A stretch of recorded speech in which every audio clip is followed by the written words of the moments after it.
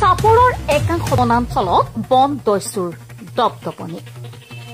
দিনে নিশাই বনাঞ্চলৰ মূল্যৱান গছ-গছনি চোৰাংকৈ কাটি চলাই আহিছে সন্ত্ৰাস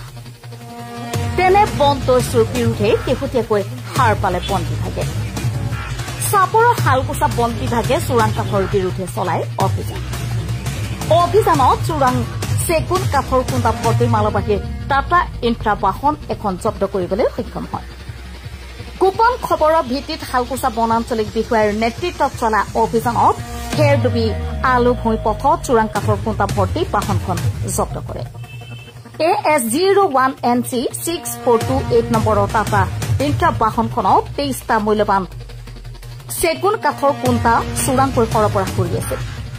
অৱশ্যে অভিযানকাৰী দলটোৱে উপস্থিতিৰ উমান পাই বন দস্যুৰ লগতে বাহনখনৰ চালকজন পলাই যাবলৈ সক্ষম হয়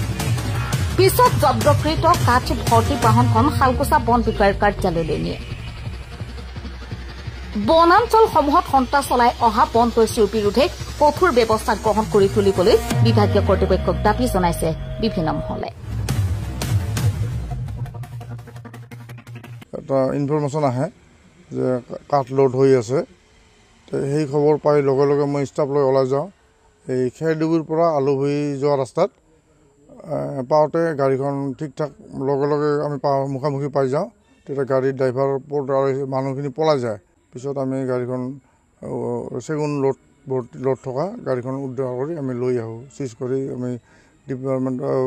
শালকুচা বন কাৰ্যালয়লৈ লৈ আহোঁ কাঠ টোটেল 23 পিচ আছে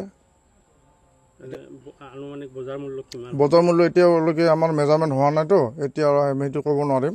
আমাৰ মেজাৰমেণ্ট হোৱাৰ পিছত আমাৰ গোটেইখিনি ষ্টাফ ডিউটিজ আছে আজি লাগে এতিয়ালৈকে আহি পোৱা নাই মেজাৰমেণ্ট হোৱাৰ পিছত বাৰু মই হিচাপটো দিব পাৰিম